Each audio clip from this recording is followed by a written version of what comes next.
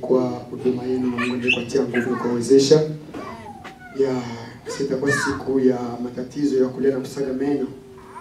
Unajua siku hizi Kristo ni kama kitu kawaida tu, lakini ile siku itakuwa ni siku ya ajabu sana. Itakuwa ni ajabu sana. Leo tunaangalia wanaimba, wacheza sinema, tunaangalia ni kawaida tu, lakini ile siku itakuwa ya hatari sana kupitia mtu unaangalia, mtu unasikia na mtu yuko naimba. Amen. Wajibu wako wewe kujiweka tayari na kupigana sana dhambi. Ile siku shinde. Amen. Na Mungu atakuwezesha pamoja na Roho Mtakatifu wake. Amen, amen. Bwana wabariki sana waimbaji tena. Na tunapita kipindi ya kwenda tukaribishane kwanza ama tushukuru kwanza Mungu. Kuna mara ambacho kuna watu wengine watakuja baadaye. Tushukuru kwanza Mungu wetu. Amen. Tutaalika Bwana shukrani zao. Karibu na Bwana wabariki. Kwa shukrani yote ile, sijiona nyimbo fupi ya kuimba, sijiona lolote lile la kuchangia. Karibu na Bwana akubariki na wakati wako basi. Kwa makuwa Mungu anakutendea.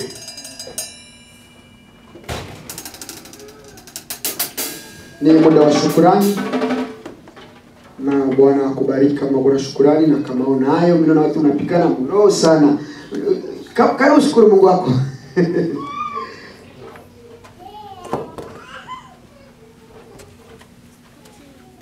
Barikiwe sana mama.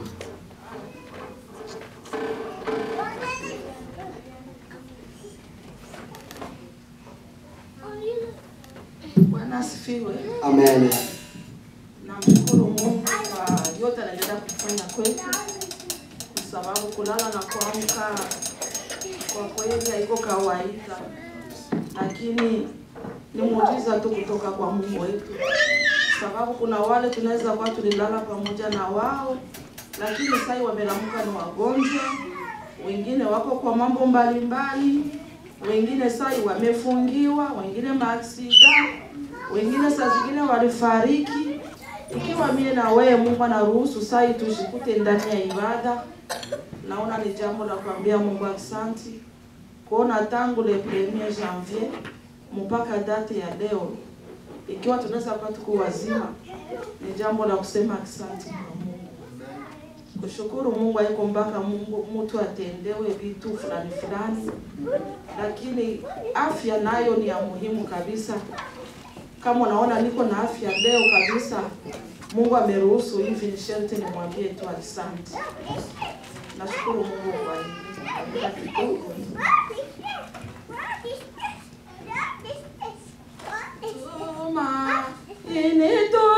Tulionayo sisi wateule wa Mungu, mioyo yetu itafurahi siku ya kumulaki Bwana. Tumaini tulionayo sisi wateule wa Mungu, mioyo yetu itafurahi siku ya kumulaki Bwana.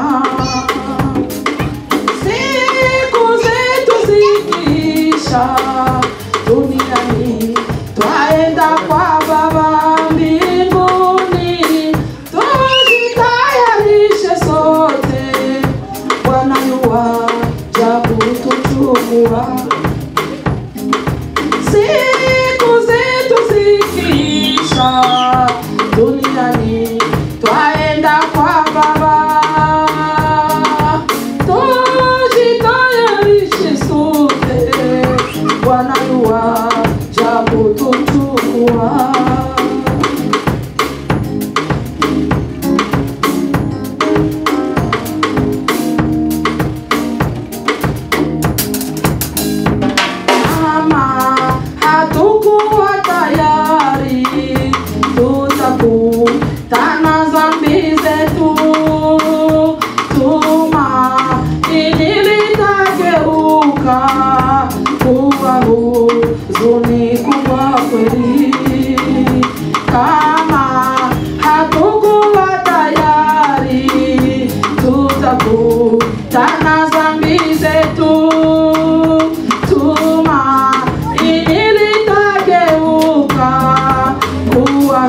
huzuni kubwa kweli.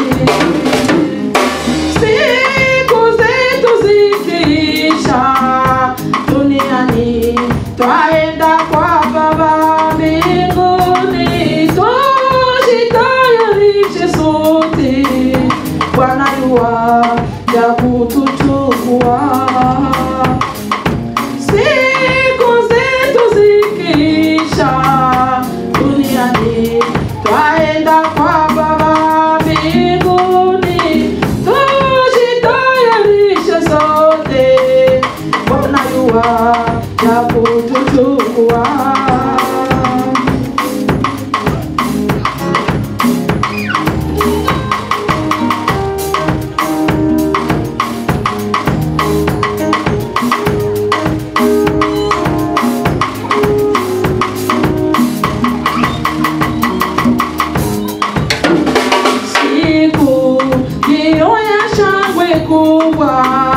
Twaigo chapa hamu kweli, tukatezawabu kwa sote, kufuata na matendo yetu.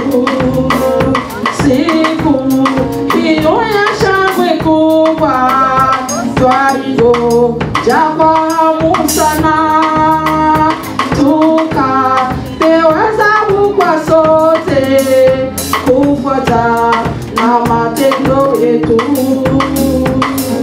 Siku zetu zikiisha duniani, twaenda kwa Baba mbinguni.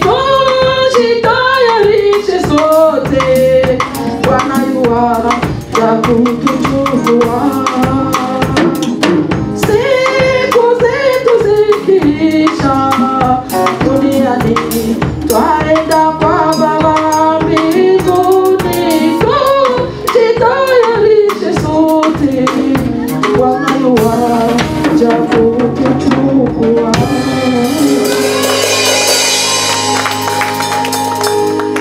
Barikiwe sana tena mama. Asante sana, nyimbo nzuri sana. Nyimbo zinaelekea kuja kwa Yesu. Nyimbo zote zinaelekea kuja kwa Yesu. Nyimbo nilikumbusha mingi sana, nilikuwa nasikia miaka ya zamani sana.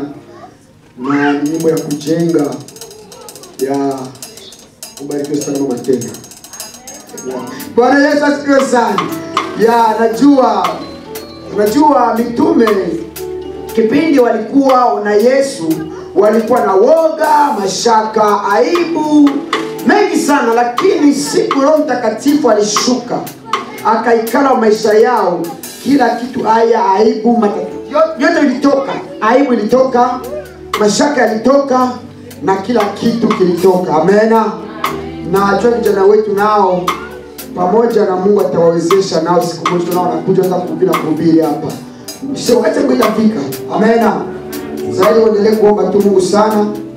Wazoendelee kumsogelea Mungu na kusoma Biblia zaidi. Roho Bwana atafanya kazi na maisha yao. Amena. Amena vijana. Bwana wabariki sana. Basi nafunga kipindi cha shukrani na Bwana wabariki. Ndaenda kuacha tena Mama Sisarema mweka iko ndani. Okay, Mama David atuombee basi kwa shukrani. Bwana mbariki. Baba, tunasema asante kwa shukrani zote zimetoka. Baba, tumeona mkono wako kwa vijana wetu. Mkono wako umekuwa mrefu kwa kibada ukumbuka. Tumeona shukrani ya mama amesema Mungu umekuwa pamoja naye, na yote na wengine amejaa ndani ya roho zetu. Mungu unajua, ingawa tukuzitaja lakini unajua tunazo Yesu. Tunasema asante kwa kuwa Mungu umejua yote yaliyopitikana. Tunasema amen. Amen. Bwana akubariki sana. Basi tunakaribishana na tutamkaribisha Bwana Yesu Kristo. Amena. Haleluya. Amen, amen. Asante Bwana wetu kwa kutubariki siku. Na tunakaribisha tena mchungaji. Karibu, Bwana kubariki. Asante kanisa, Bwana kubariki tena. Jambo sana. Barikiwe tena sana mchungaji. Karibu kwa baba wote na Bwana wabariki. Kwa pamoja na sisi Papa Bukuru, Papa John inajulikana zaidi sana.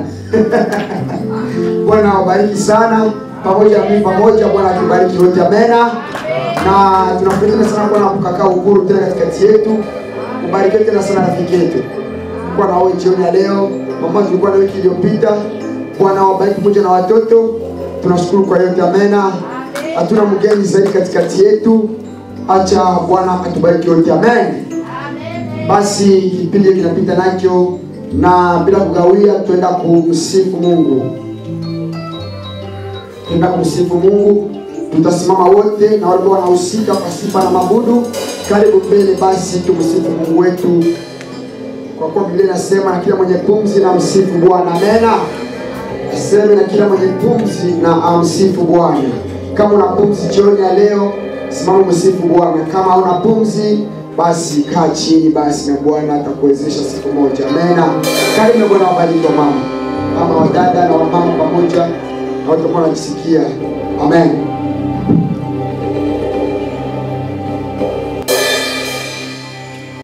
So stand up on your feet so we can worship Him. Amen. Tamira Jehovah, Tamira Jehovah, Tamira Jehovah, Tamira, Tamira Jehovah, oh Tamira Jehovah, oh Tamira Jehovah, oh Tamira Jehovah.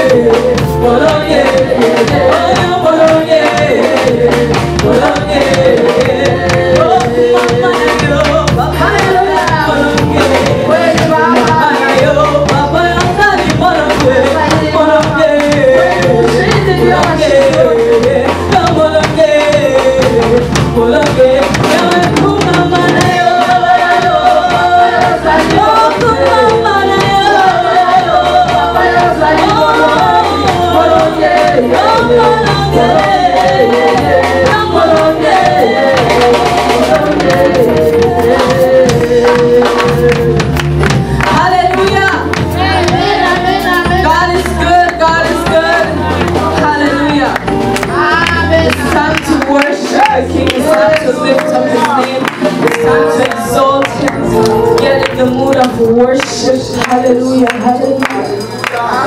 Oh, let your living water flow over my soul. Lord, let your Holy Spirit, let your Spirit come and take control in every situation. Trouble my mind.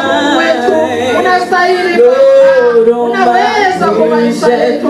Ulituokoa Baba. Ulitutafuta basi. Ulikuwa wako Baba. Kazi kubwa ulifanya kwa ajili yetu. Bwana sasa leo tunakuabudu. Sababu Baba ulitupenda.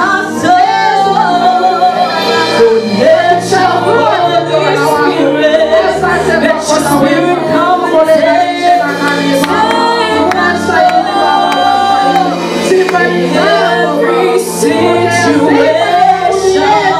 that I struggle my mind, I keep the burden so that's why I sing Jesus.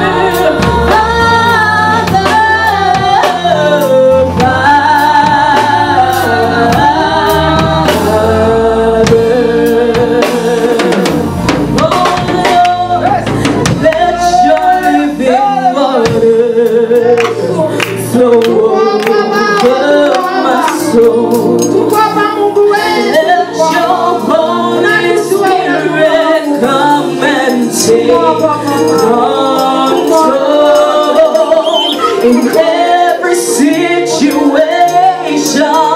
that I struggle your mind. Oh, your cares and your burdens onto Him. You should roll, sing, Father. Father, you fight my battle.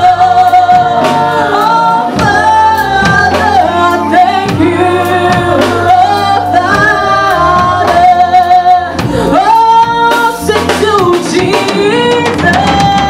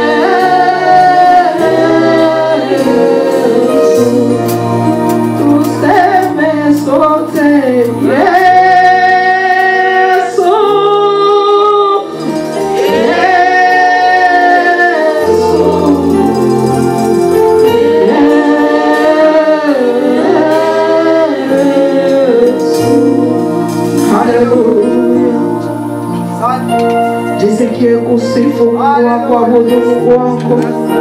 Karibisha presence ya Mungu ndani yako. Jisikie kumuita kabisa. Inua Mungu wako, tafakari maajabu yako ndani yako. Angalia vile Mungu alishafanya kwa maisha yako. Chunguza uangalie wapi alikutoa na kwenye uko leo. Wangapi ulizaliwa nao lakini leo hawako. Tafakari maajabu ya Mungu wako. Yesu Kristo. Ni wangapi walitaka wakule jinsi uko leo. Yesu Bwana. Wangapi walitaka wewe na watoto lakini hawana watoto. Wangapi walitaka wewe na mume lakini hawana mume. Ni nani ambaye alitaka wewe mke lakini hawana mke wengi. Acha tukuabudu Baba. Ni mengi sana yanadamu umetufanyia ambayo wanadamu wenzetu hawawezi kukufanyia. Ikiwa tuko sisi tuko ni kwa ajili ya neema yako tu. Ni kwa ajili ya upendo na huruma wako juu yetu.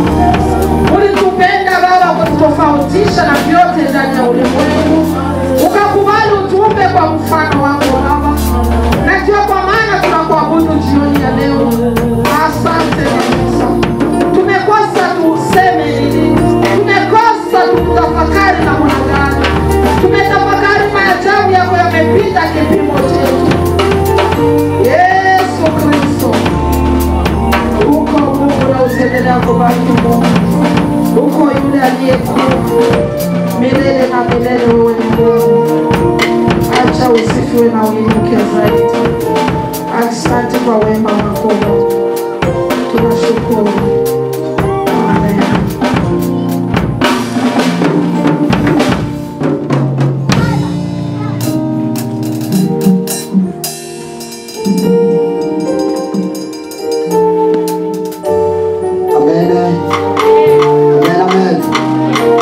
Awabariki sana waimbaji.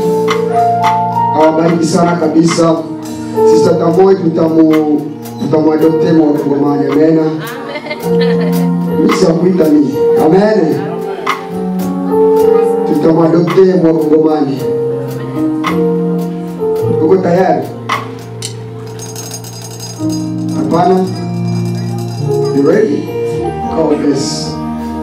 So tunafaa tukutane tuangalie pasi nama kwa kusali makaratasi, tuangalie baba yako, mama yako, tunakuadopte tayari, wewe uko wetu wa kusahau kule. Amen. Jamaica bye bye. Congo welcome. Wow. Wewe anakuwa nibarikia sana mimi. Anakuwa nibariki kila siku, naangalia vile unafanya kazi ya Mungu, anabidi zaidi. Muendelee kumwombea, Mungu endelee kumtumikisha, roho Mungu endelee kumwezesha mwa kazi. Mimi sana kwa nimekuwa nasema ninje kuna aiba kaniko mnafunga macho, funga kwa macho tunamanya angalie kama ni yeye ama sio yeye. Amen. So kwa nini unapendana ni niimbe sitaki distraction. Kweli kabisa saa mwani kwa dunia nyingine ambao kama huko yeye mwingine yuko ndani. Amen. Sasa nasikia nyimbo zinatoka. Naona kama hapa na mama sasa mama mimi naijua. Na yake kuna mara niangalie funga macho ninje kuna aiba. Sasa anasukuma moyo kwa moyo zinafuatana kabisa kama ni mzoefu kabisa wa Lingala. Amen. Na mimi sio Lingala lakini anajua ananiambia Lingala yeye. Ni maajabu. Mungu ni mwema. Acha Mungu apokee tukufu na sifa kwa ajili ya dada yetu. Mungu akubariki na kazi mko mnafanya yote. Mungu awabariki waimbaji pamoja na dada. Mungu awabariki. Nimeona leo senior aliamua kukaa chini kwanza, aachie kwanza wanafunzi aone vile kazi itaendelea mbele. Anajijua sitamsema. Amen. Na Bwana awabariki sana. Basi ni muda mzuri kulishwa neno la Mungu. Chukua mtoto wako, mtunze vizuri. Na watoto wakipiga kule manda kuonyesha kule mavyuma kule. Kaka Bwana kubariki kujira kwa kutuma mambo unafanya vizuri sana. Na unaweza ile kazi unaiweza. Nimesikia vile kabisa. Umebalance tayari, nasikia mambo yanaenda vizuri. Ni Moize. Naona unaweza. Bwana wabariki sote hapa tu watumishi wa Mungu. Usiangalie kule mkija sio nakala kula, kila kitu kinawezekana. Tutafanya kazi ya Mungu pamoja na Mungu atamlipa kwa yale ambayo amefanya. Amen. Kuna angalia watoto kule nyuma wasiharibu vyuma. Amen.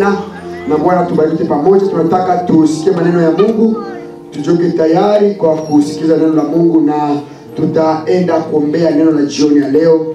Tutamwacha Sister Rehema asimame kuombea mhubiri. Bwana mubariki.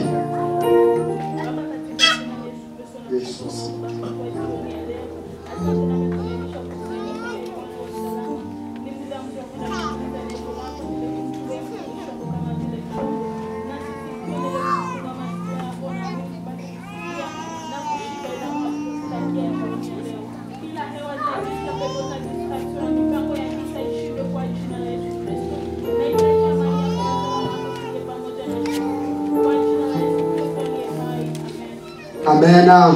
Basi kama kwa vigelegele tukishika mtumishi wa Bwana kubariki. Haleluya! Bwana awabariki wote pamoja tena.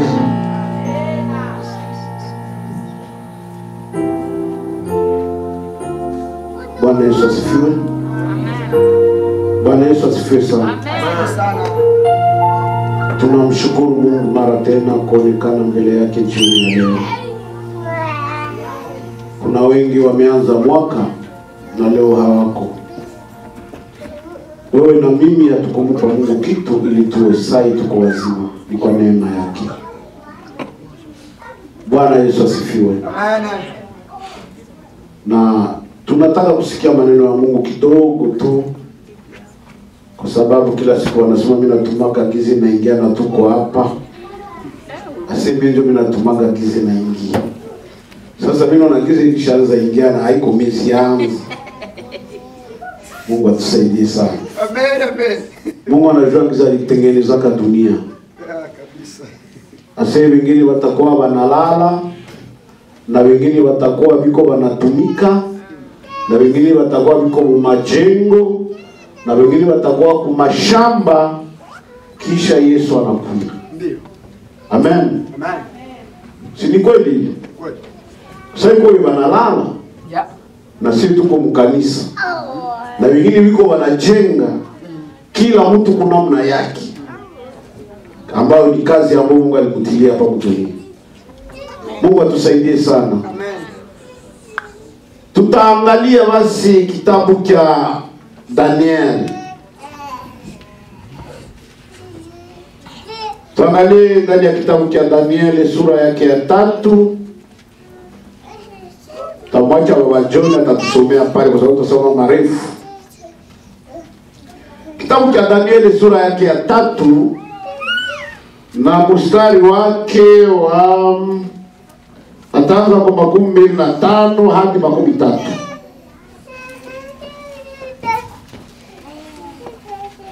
Daniel sura yake ya 3 mstari wake wa 25 hadi kuishia kwa 13. Karibu na Mungu akubariki. Tasimama kwa kusoma neno la Mungu. Tunasoma Daniel sura ya 3 mstari wa 25 mpaka 13. Tutasoma katika jina la Yesu. Amen. Akajaribu na kusema, tazama ninaona watu wale, nao wamefunguliwa, wanatembea katikati ya moto, wala hawaumizwi, na sura yake yule waine ni kama mwana wa Mungu. 26. Kisha Nebukadneza akafika karibu na mlango wa tanuru iliyowaka moto, akatoa maneno na kusema, Sadiraki, Mesaki na Abednego, ninyi watumishi wa Mungu aliye juu, tokeni mje hapa. Alafu Sadiraki, Mesaki na Abednego wakatoka katikati ya moto. 27. Na maamiri na wasimamizi na maliwali na washauri waliokuwa wamekusanyika waliona watu hawa ya kuwa moto haukuwa na uwezo juu ya miili yao, wala nyele za vichwa vyao hazikuungua, wala suruali zao hazikubadilika, wala harufu ya moto haikuwapata. Amen. Nebukadneza akatoa maneno na kusema, abarikiwe Mungu wa Sadiraki, Mesaki na Abednego, aliyetuma malaika yake na kuponyesha watumishi wake ambao walimwamini na kugeuza neno la mfalme, na wametoa miili yao ili wasitumikie wala kuabudu Mungu mwingine ila Mungu wao wenyewe. Benevu. Kwa sababu ya neno hili ninaweka amri hata kila kabila la watu, taifa na lugha watakaosema neno lolote lisilopasa juu ya Mungu wa Sadiraki, Mesaki na Abednego watakatwa vipande vipande, na nyumba zao zitafanywa kuwa jalala, kwa sababu hakuna Mungu mwingine anayeweza kuokoa namna hii. Alafu mfalme akatukuza Sadiraki, Mesaki na Abednego katika wilaya ya Babeli. Amen. Amen. Amen. Amen. Bwana Yesu asifiwe. Tutakaa. Bwana Yesu asifiwe. Amen. Hizi ni habari za mfalme Nebukadneza. Kama unaanza pale kusura yake ya 3 mstari wa kwanza, utasikia habari Nebukadneza alijenga sanamu, na hii sanamu alijenga kwa dhahabu. Urefu yake, upana yake utaikuta pale ni mrefu sana kabisa, kama mikono 60 kazi kumbusi sababu. Na upana ni mikono 6, vitu mbalimbali. Na wakati mfalme amemaliza jenga hii sanamu yake, aseme akaenda kuisimamisha, sijue ni mrompwe gani ya nchi yake, akaita wakubwa wote wa nchi wenye wabo nchi yake, na kuwapatia amri ya kwamba watakuwa wanaiabudu hii sanamu. Na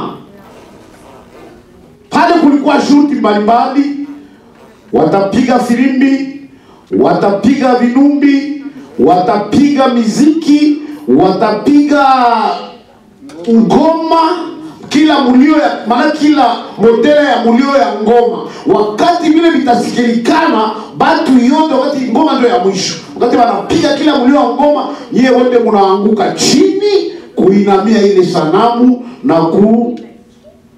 na kuweza tena kuiabudu. Mungu atusaidie sana. Amen. Dunia tangu zamani ilikuwa mbaya. Jina la Bwana libarikiwe. Amen. Sijua hii sanamu ilikuwa njoo yeye Nebukadneza. Sasa vile tulikuwa Mobutu, tulikuwa tunamwona Mwempere. Sasa zingine ni vile. Hayo vile watu gani? Sio tulikuwa tunamwona Mwempere. Akasema Empere, maana amesema Mobutu. Na ndio kuna sikia Empere oye. Sasa ataanza diskuri yake. Maana pale anajiita Mobutu oye. Sasa huyu naye anasimamisha sanamu. Hii sanamu sijue kama ni ya miungu yake, sijue kama ni nini ilimtuma, lakini mtu wa Mungu. Haikujengwa kwa sababu ya bali wote, lakini kulikuwa shabaha ya watu fulani wenye walikuwa mwa ile utawala, yenye nadhani shetani alikuwa ameona biko wanakatiliza njia zake. Sasa kwa kuangamiza, acha aingize hizi habari mwa yule mfalme atengeneze sanamu ili apate kuwapata. Sijue. Mungu atusaidie sana.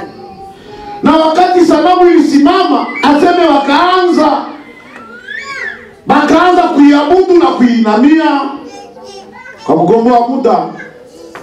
Aseme kulikuwa wengine kama ni Wakaldai, wakaona hawa watu wa Yuda hao hawafanyi, hawainamia ile sanamu. Wakaenda kwa mfalme, wakaenda ambia mfalme habari. Unajua Wewe ulijenga sanamu, ukasema kila mtu ainamie hivi na hivi, na mwenye hainamia atatupa mtadura mazee ndio. Ase lakini kuko Wayuda ambao wamekatana kuinamia sanamu yako. Mungu atusaidie sana. Amen. Unajua kuko watu wenye watakufaka juu ya kusema tu. Amen. Amen. Hata hana faida kujambo lolote lile amekutana nalo ndani ya barabara. Anajifurahia tu kwenda kuchindika na eleza na hakuna faida fulani atapata mwa ile maelezo yanayoeleza. Hawa wakaenda moja kwa moja mpaka kwa mfalme, wanaenda kumwambia habari. Mfalme aliposikia habari akaita wale wa vijana. Akawaambia, kwa nini mmekatala kuinamia sanamu yangu?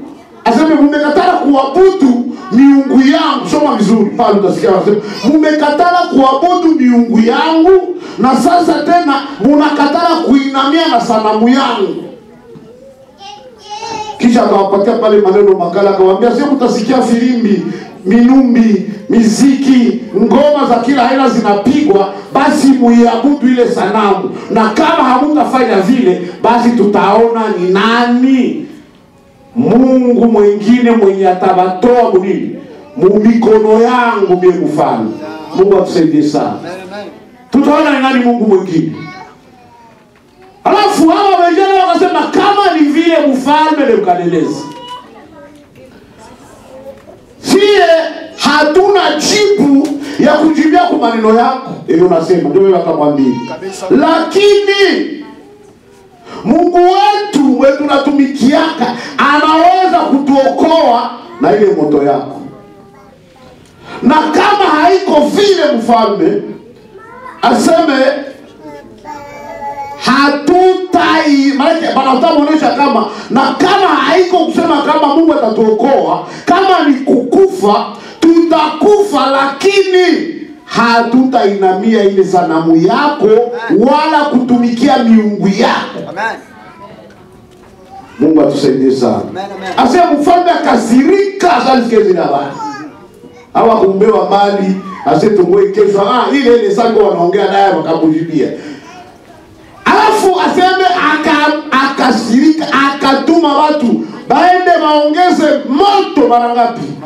Mara 7. Ile tanuru wake kupita kawaida yake mara 7. Ili kwamba saa zingine mtu asifike hata hayafika cha kufa. Kabisa.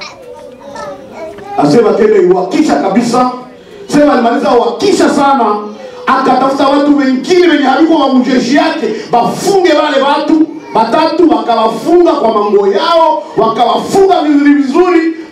Biblia inasema wakati waliwapeleka kwenda kuwatupa ndani ya tanuru ya moto, wale walibabeba hawakufikaka.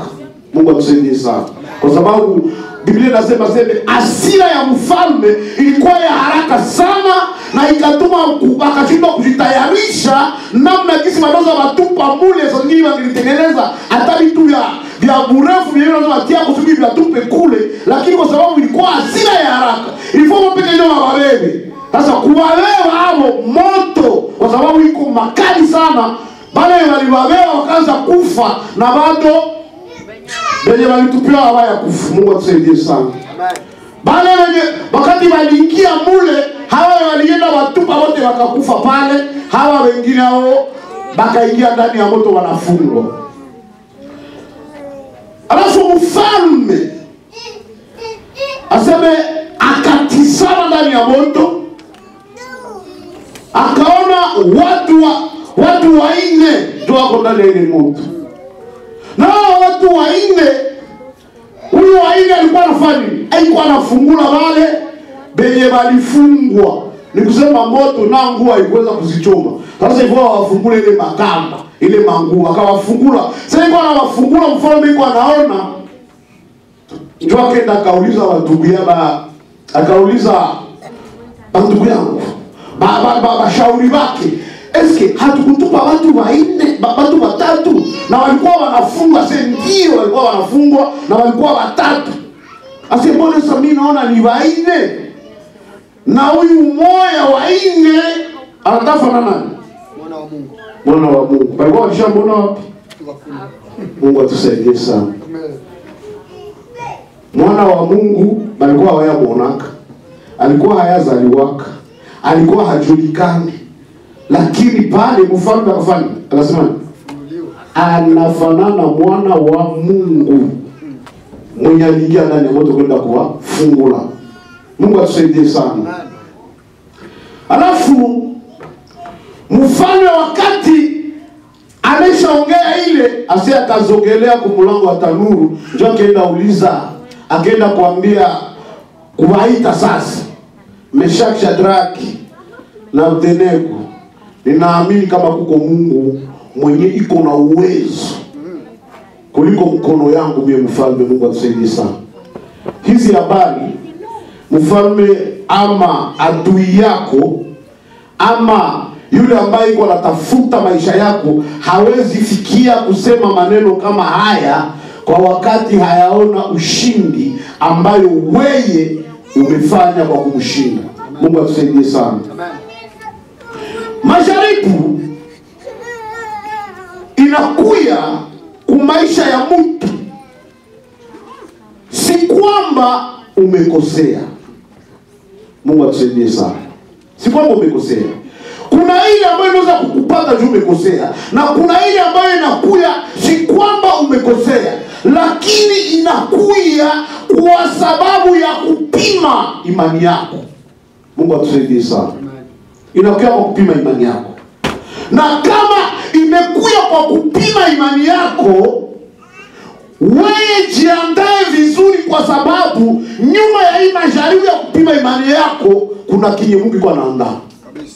Mungu atusaidie sana. Na hiki kinye Mungu iko anaandaa kusudi kionekane, hakiwezi kuonekana bila ushuhuda fulani yenye itafanyika ili kwamba jina la Mungu lijulikane ya kwamba wewe uko na mtumikia. Ndio maana unaangalia hapa sanamu ikatengenezwa, ni watoto walikamatiwa mateka ndani ya vita kutoka kwao, wakawapeleka kule Babeli. Na wakati wanafika kule Babeli, hao wanasimama kumtumikia Mungu wao, ijapokuwa miungu ya Babeli ilikuwa inafanya kazi, lakini hao walikuwa tofauti na ile miungu. Alafu kupitia hawa ilifo kukue Mungu mmoja mwenye anaweza abudiwa, lakini hapana miungu miwili. Mungu atusaidie sana. Kama tunaenda ukitabu kia wakati Elia alienda kumulima, kulikuwa Mungu wawili pale. Na wale wa Mungu wawili kulikuwa vita, wale wa Mungu wawili. Sharti umoja ashinde na mwingine hawezi. Na hapa nako kwa Shadraka, Meshaki na Abednego, Mungu alikuwa kama wawili ambao walikuwa wanatumika ndani ya utawala. Sasa kuyafaa kwa Mungu mmoja atasimama, na kusudi Mungu mmoja asimame, kwako mwanadamu ni mateso. Mungu atusaidie sana. Kwako mwanadamu ni kungoya kusimamisha imani. Wakati unasimamisha imani, itakuwa kuonesha sasa Mungu gani mwenye anafaa. Na wakati imani yako itayumba, jo Biblia inasema aseme imani kayumba yumba, Mungu hata kuwa na furaha na wewe, kwa sababu imani yako imeyumba yumba. Mungu atusaidie sana. Sasa hawa wameshitakiwa, banapelekwa moja kwa moja mbele ya mfalme, na mfalme anamwambia bahati ya mwisho joi. Bwana Yesu asifiwe. Kuko wakati shetani anakuambia bahati ya mwisho joi, wewe unazania mwisho yangu inaenea, kumbe hapana, ni mungurumu tu yenye haitafanya kazi. Mungu atusaidie sana. Bana mfalme anamwambia bahati ya mwisho joi. Sasa utasikia sa kengele, filimbi, vinumbi, ngoma za kila namna, muinamele sanamu, isipokuwa vile ndani ya tanuru ya moto. Haiko kila mtu atavuka pale. Bwana Yesu asifiwe. Amen. Haiko kila mtu. Lakini kusudi ufikie binye Mungu anatafuta, ilifo uvuke pale. Amen. Amen. ifo bavuke. Lakini haiko mzaa kwa miungu yenyewe unatumikia. Mungu atusaidie sana. Ndio Biblia inasema akaenda sasa tanuru ya moto akamwambia Meshaki, Shadraki na Abednego mtoke ndani ya tanuru ya moto kwa sababu Mungu wenu mnayemtumikia ametuma malaika kuwafanya kuwatosha muli. Na akasema ya kwamba nchi mzima kusikue mtu matafani ataongea maneno mabaya juu ya Mungu wa Shadraki, Meshaki na Abednego. Kukakuwa ule mtu bakamukamata fene katekatwe batupwe na manyumba zao zifanye nini zikweza vile mayalala. Mungu atusaidie sana. Maana ni jamaa yote kuimaliza. Kwa sababu ya nani? Kuna Mungu ameonekana mliko tofauti na Mungu mwenyewe alikuwa wanaamini siku zote za maisha. Lakini kufikia pale ili kwamba huyu adui ageuke, abadilike, umbadilishe, sio kwepesi kwa maisha yako mtu wa Mungu. Ni wewe kujua kufunga roho na kujua ni nani nimemuitumikia na kujua ni nani ambaye anaweza kwa ajili ya maisha yangu.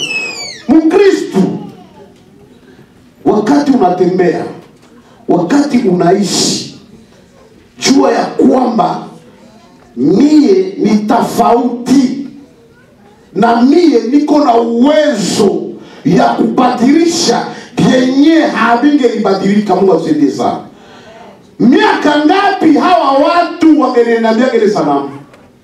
Ni miaka ngapi? Miaka mingi sana. Bizazi na bizazi bingelikuwa liko inaniambia ile sanamu. Na hadi sasa pigo za Mungu hadi zingelifika, zingelipiga vizazi na vizazi kwa sababu wazazi yao na wazazi yao bali ina miaka sanamu ya mfalme.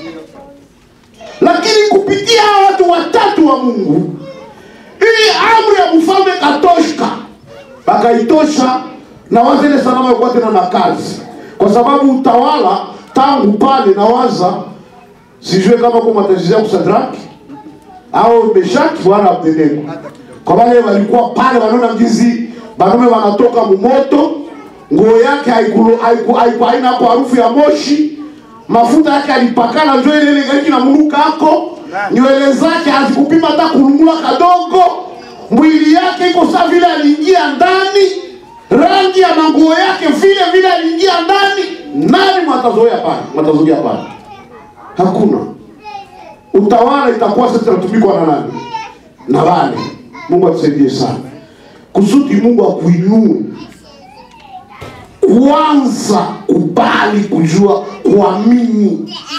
Na ukisha kujua kuamini ni nini, wakati kipimo ya uaminifu yako itafika, wewe ujue kusimama ndani ya kuamini. Kusimama ndani ya kuamini ni kwanza ni kusema kama ni kuishi, kama ni mwisho yangu hapa ikuwe mwisho. Kwa sababu na nikashindwa hapa na kesho nitakufa. Mungu atusaidie sana.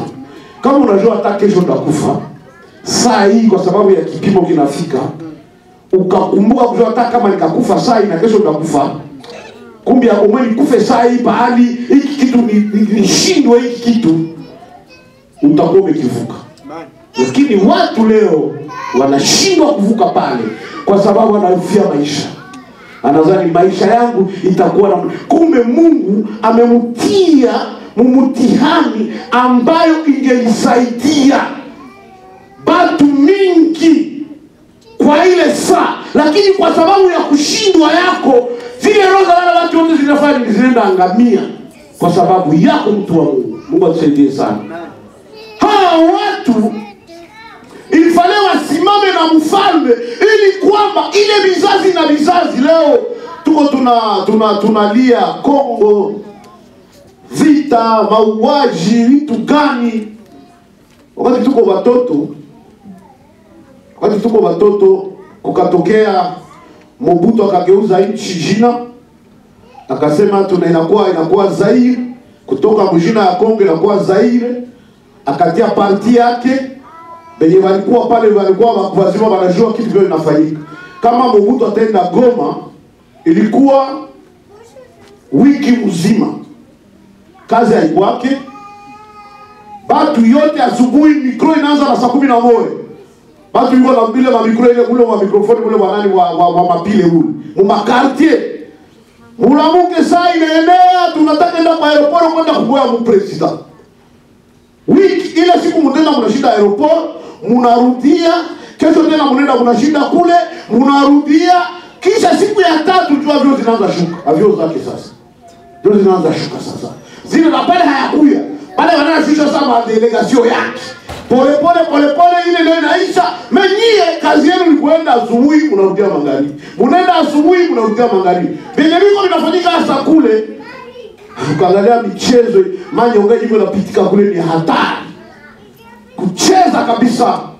Kumbe shimba watu liko wazazi wetu liko wanachezea, kumbe nchi kwenda mutumwa. Mungu atusaidie sana. Barazani liko wanachezea nafasi walikuwa wanachezea Mungu kama ile nchi haiko vile leo. Lakini angalia sasa pinisho yenye inaingia mwiki kwa sababu ya ile kazi ilifanyika pale. Bamingi aliko wa innocent biko wanakufa.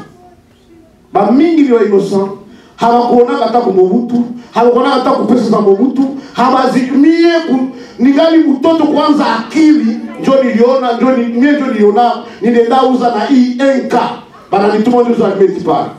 Na ndio mimi naanza kuwa na akili. Na gizi nilikomara na gizi niligoa mimi naoa na mimi nazala na watoto wawili Mobutu ndio bali Mobutu kukiti. Lakini sasa leo na ile miaka yote kwa kweli hakuna risasi zaidi. Hakuna. Meseni alianza anguka utawala ya giza. Sasa itaanguka ni mbaya. Sasa ilianza anguka ilikuwa mbaya mpaka leo. Mungu atusaidie sana. Ndio kwa maana pale kulikosaka mtu mwenye anaweza vunja hii manyonga. Kuichetu alikosekana. Na wakati ule alikosekana, Mobutu akafanya vile anataka. Ikakuwa akafanya akakamata na mwami wa huko anamtuma kule, wakula anamtuma huko. Kisha anawaambia wale wa kule, mkao mwami kule na wale huko wanamuua. Maana anafanya maishanje. Sasa kuwapoteza mzuri miungu yao yote wanatumikia inakuwa yeye ndio iko shefu sasa. Na ile miungu yote. Sasa nchi inaenda wapi? Huyu unamkaneneza naye miungu yake alikuwa ameshafanya ndani ya hii sanamu. Neema ya wale watu wa Babeli kukapatikana wale watu watatu wa Mungu ambao walikatala, wakabishana na yeye, wakasema sie hatutainamia hii miungu, na kama ni kutuua tutaingia ndani ya moto, lakini miungu yako sie hatutainamia. Na kama hatutainamia sasa wewe fanya vile unataka, tunajua tuko na Mungu mwenyewe atatuponesha nile moja. Na wakati Mungu alishuka kuwaponesha, mwenye alianza kumsifu tena Mungu ni yule mfalme. Mungu atusaidie sana. Amen. Na vitu vikabadilika na akabadilisha. Aseme ule Mungu wenu amebadilisha nani? Amebadilisha mambo ya mfalme. Maana ile mfalme alikuwa amepanga kama vilikuwa vinatokea ngambo fulani, Mungu anafanya na abadilisha. Aseme mwenye ataabudiwa sasa ni Mungu ameshaka Shadraka na Abednego. Mungu wako aabudiwe badala ya miungu kuabudiwa mjina lako. Mungu atusaidie sana. Kongo kama leo iko vile hakuna kitu kinaianisha. Ndio watu wiko wanaomba, wanalia. Sawa tutaomba na kama mikutano mtuombee Kongo ndio. Lakini hasira ya Mungu iko juu ya nchi. Mliabudu miungu miaka na miaka. Sasa Mungu akatoka akawaachia sasa vita iko kule, mimi pekee mwipigane. Mungu atusaidie sana. Paka tena siku Mungu atatumaka Musa Mkongo kwenda kuokoa tena ile nchi. Ndio vile vitaisha. Mungu atusaidie. Kwa sababu ya nini? Kuabudu miungu ambayo hatujui. Na watu wanaabudu na hawajue. Watu wiko wanateseka hawajue. Lakini kama tungelijua ni nini ambayo ilifanyikaka kwa wazazi wetu, ungelijua kuja kujiokoa hata kujitoa mwa zile kambi. Lakini kwa sababu haujue, uko ndani tu ya ile miungu. Mungu atusaidie sana. Kwa sababu haujue. Kuko na problemi ziko inafanyika kwa maisha ya watu wanadhania ni kawaida yetu tu, ndio vile tu tunakuwa familia yetu, ndio vile inakuwa haiko vile. Mungu anapenda familia mtu hapa. Omba Mungu afungue familia, aitoe ndani ya kitumwa. Ni utumwa, ni mapatano, vilipataniwaka viko vinakutesa, vitakutesa wewe, unabimaliza hapo, mtoto yako naye linamkamata, linamutesa. Kwa sababu haukupata mtu mwatoza fungua ile kizazi. Mungu atusaidie sana. Hawa wakapata neema ya hawa watu watatu kubadilisha vyenye mfalme alileta na kurudisha tena vya Mungu pale, ili kwamba ile kizazi ile wakati kipate bahati na vizazi vitakuwa nyuma ya pale na vitapata tena ile bahati. Mungu atusaidie sana. Bali pataka bahati bali. Lakini leo watu wiko wanateseka mateso ya wenye halikukua vyao. Kama mfalme atasema bamebadilisha, alibadilisha vile kwa furaha kweli? Hapana. Hakusema vile kwa furaha. Alisema vile kwa kukandamizwa. Hana tena cha kufanya. Mtu mmetupa ndani ya tanuru ya moto. Unamwona kwa anatembea ndani ya moto. Kisha ule mtu tena unakia mfungulia mlango azee toka. Utamgusa hapo tena. Hauna cha kumgusa hapo. Utakuwa nikalo nao unasema huyu nikapima kwa huyu atanifahamu mbaya. Kumbe umwe nife nini? Ni kwa sababu mimi nafanya sambla. Ndio naona akafanya sambla. Wenye wataongea juu ya Mungu ya hawa watu watatu, wale watakatakatwa wame ni sambla, alama ya kushindwa. Sasa juu ni mfalme, hakuna mtamwambia tena umeshindwa utoka. Sasa yeye peke anaregeza pale na kuwakamata kwa tena utawala. Mungu atusaidie sana. Hawawezi kukuregeza ama kukukamata kukupeleka njia zisiko sawa kwa wakati hauyashinda. Hapana. Kwanza ushinde, ukishamaliza shinda, wanakia leta urafiki kuwe sasa. Tulijua na tukafanya hivi, wanakuleta sasa urafiki yenye nitasema ni unafiki, lakini kwa sababu wamekwezwa, hawana uwezo juu yako. Sasa ndio wanasema tufanye urafiki na yeye kwa sababu hatuna uwezo. Huyu Mungu wake amepiga miungu yetu na miungu yetu haina tena kazi kwa maisha ya huyu mtu. Sasa tukaendelea naye mubaya, huyu Mungu wake atatugeuka sana tupiga. Ndio sasa unaangalia na kwa sababu na kufanya kwa urafiki, lakini roho iko inaluma. Mungu atusaidie sana. Nebukadneza alifanya urafiki kwa hawa watu watatu, lakini roho iko inaluma. Amepata kwanza aibu kuangalia sanamu yenye alitia haiendelee kufanya nini? Kuinamiwa. Gharama za alipoteza kwa ile sanamu, kama kweli aliambiwa kufanya, havitafanyika tena kwa sababu kuko mwenye ameua. Mungu atusaidie sana. Hautafikia pale na haujue kuomba. Hapana. Kwa sababu kama uko naomba, ule roho mwenye iko na wewe ndio mwenye atakutia nguvu hadi kufa. Mungu atusaidie. Leo watu wanateseka, dunia inaendelea kuteseka, maprobleme za vitu vyenyewe watu hawajue. Mungu atusaidie sana. Hawajue. Lakini kama wangelijua kwa kukimbilia ni Bwana. Bila Mungu dunia iko mbaya. Na hakuna siku dunia itakuwa mzuri. Lakini kila siku ni mbaya tu. Na kila siku ni maproblemi tu. Na maisha ya watu nao kila siku wanatafuta sifa. Sifa zangu ndio zionekane. Na zile mule ndani ya sifa zako zionekane, mule ndio mwenye matatizo kwenda tokea kwa sababu ya kutafuta sifa zako. Na wakati unatafuta sifa zako, kama haukutembea vizuri, utajikuta unaingia ndani ya vitu vyenye ungelifanya kwa sababu ya kutafuta sifa zako.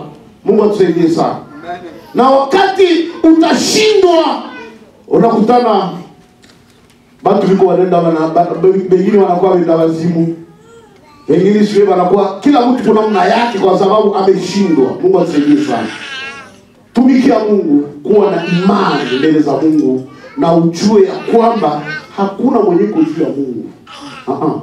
Mkristo kama unajijua niko Mkristo, niko na mtumikia Mungu kwa roho na kweli, tembea na Mungu wako, kwa sababu kuko siku Ukristo yako itadeklare ndani ya hii dunia.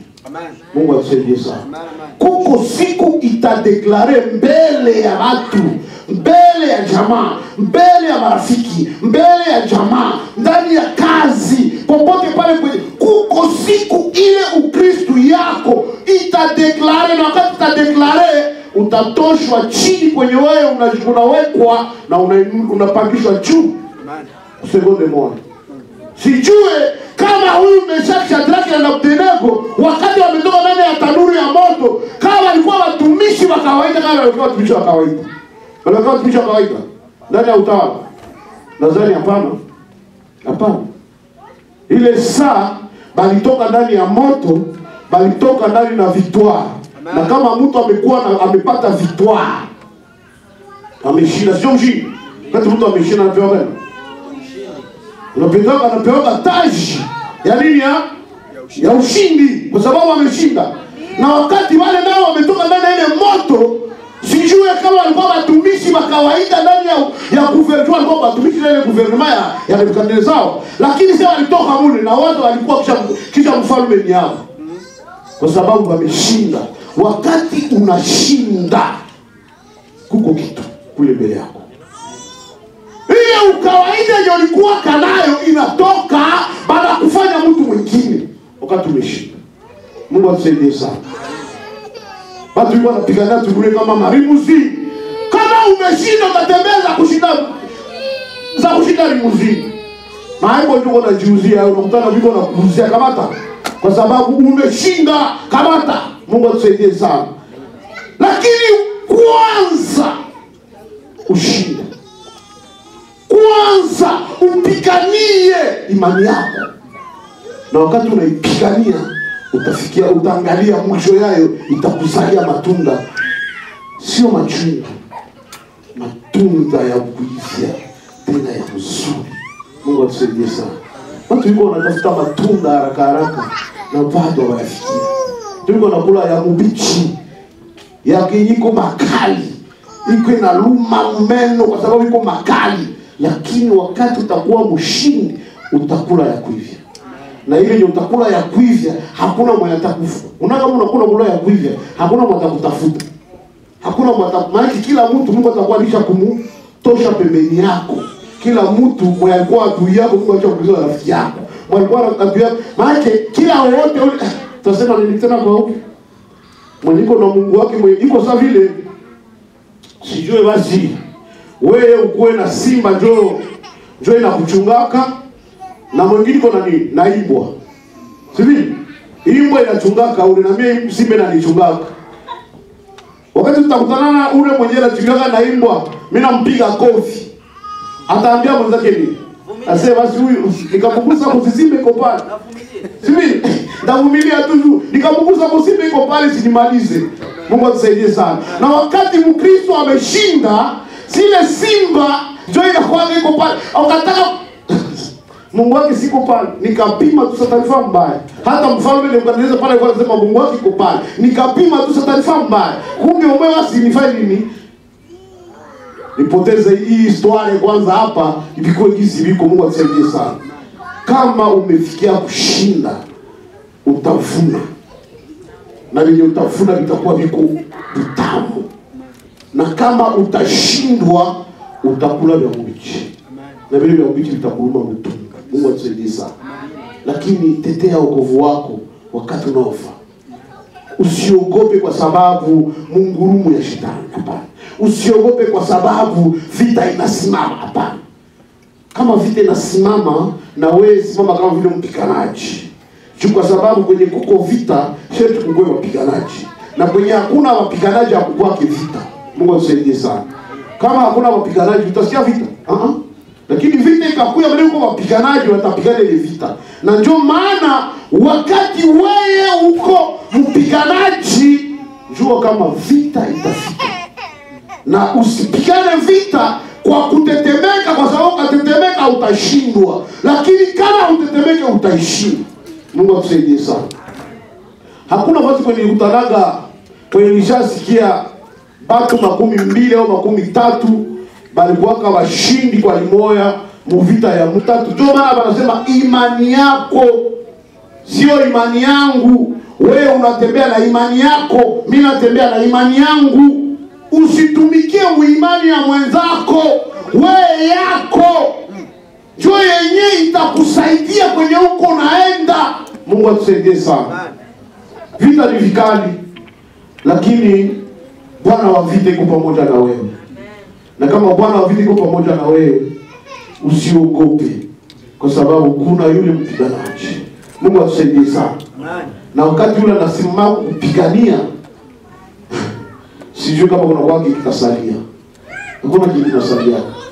Na wakati anakulipa, anakulipaka kabisa. Mungu atusaidie sana. Unajua majaribu, watu wanalia majaribu. Banalia majaribu na hawajui majaribu. Wakati inakuja kwa maisha ya mtu unatembea na namna gani. Majaribu yanaanza kwako. Mungu anafungua mlango mmoja tu.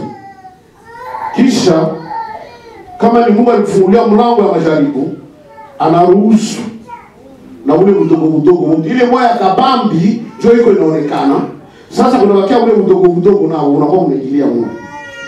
Unakuwa unaingilia Mungu. Njoo nakutana kama huko mkipimo cha majaribu na rafiki yako anakukatala mdogo ule, na mama yako anaweza kukufukuza ni mdogo ule, na ndugu yako watumbo anaweza kukukatala ni mdogo ule, shangazi ama mjomba na bote wanakukatala ule mdogo wote unaingia. Ule mlikuwa wazia mara hiyo huyu kama wote wamenikatala, huyu hawezi nikataa, ule ndo atakutukana kushinda kama wale wengine walikuwa na wao kutukana. Ule yeye atakutukana na mpaka unasema Mungu wangu ningelijua singelikujua kukia kwa huyu mtu.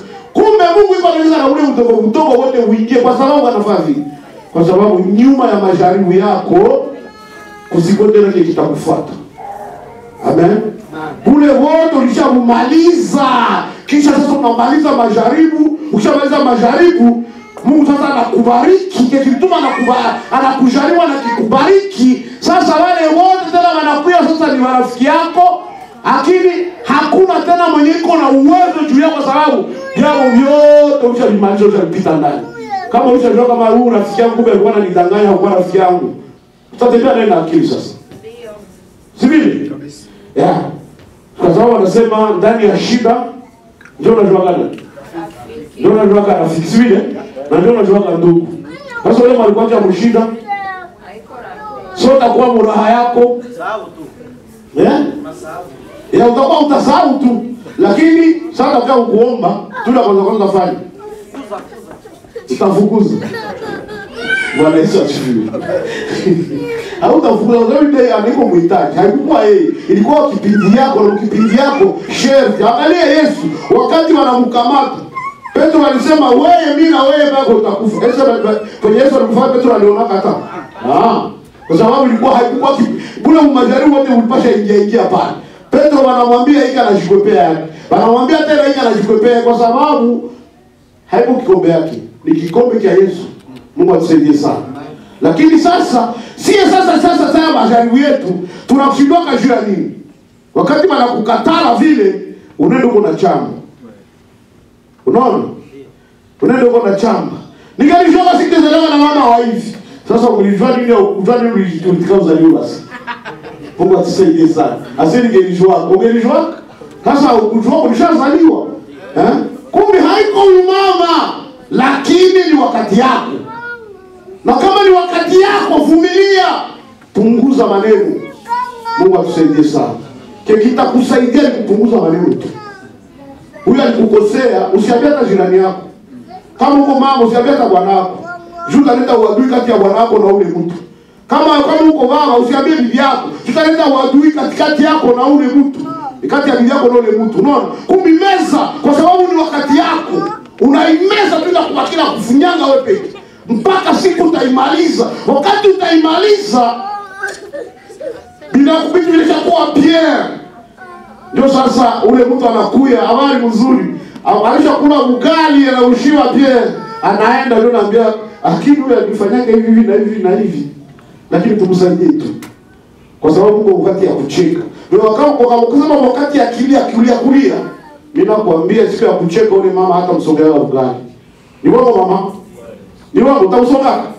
Mwanzo msomo. Mtu mwalipiga wanako makofi msama majaribu na Mungu mnapika mkipimo kisha sasa bwana alikwambia kisha sasa mimi nakuya na mimi mpigana mateso yako utanisongea bwana. Tanifungia mlango nisikia hata adui anakuja. Mungu atusaidie sana. Majaribu wakati nakuya Mungu anaonyesha moyo ndio inaonekana lakini zitaingia maili moya ni mingi. Na hizi mingi zote zinaingia ndani kwa sababu Mungu anataka kamate yote ipitia. Yote ipitia. Ili sasa utakuwa kukuinua huku nyuma yako hakuna tena kitu. Mungu atusaidie. Na hapo unakuwa unafikia sasa mfasi kwenye unasikia sasa hivi ndio maisha yanakuwa. Ili kwa sababu majaribu yote itafanya ilishapita. Kwa maana usikatale majaribu lakini jua kutembea ndani ya majaribu na kujua kuishi ndani ya majaribu ni kwamba itakupatia kushinda. Mungu atusaidie na Mungu abariki neno liko na kwangu. Amen. Tusimame tuombe Mungu. Baba tunakushukuru, tunakusifu. Tunakurudishia asante kwa sababu umetupatia neema ya kuwa hapa siku ya leo. Tunashukuru jina lako na kulitukuza Bwana kwa sababu uko mwema. Wewe uko ambaye iko na atakayekuwa. Wewe uko Mungu kuliko miungu. Tena wewe ni Bwana na Mwokozi wa maisha yetu. Hakuna aliye kama na wewe wala atakayekuwa kama na wewe. Wewe ni Baba ambaye uko kwa ajili yetu Baba. Endelee kutusaidia. Wewe ambaye ulipigania wa zamani na sisi Baba endelee kutupigania. Wewe ambaye ulishindania wa zamani na sisi Baba endelee kutushindania kwa sababu tuko ndani ya mwili kama vile wale walikuwa ndani ya mwili. Asante Mungu kwa sababu utatuwezesha hadi siku utakaporudi utukutane tunasimama tukingojea ujio wako Baba. Tunaenda kufunga mamlaka na nguvu zote za shetani ambazo ziko zinaendelea kupigana na maisha yetu. Katika jina la Yesu Kristo Mwanazareti aliye hai. Onekana kwa mama, onekana kwa baba, onekana kwa vijana, onekana kwa wadada, onekana kwa watoto wetu. Usitupitie bali uendelee kuwa Mungu na msaada wetu siku zote za maisha yetu. Tunakushukuru Bwana kwa sababu hautatupungukia lakini uwezo wako utasimama juu yetu. Tunaomba tukiamini wewe ni pamoja nasi. Kwa jina lako Yesu tunaomba. Amen.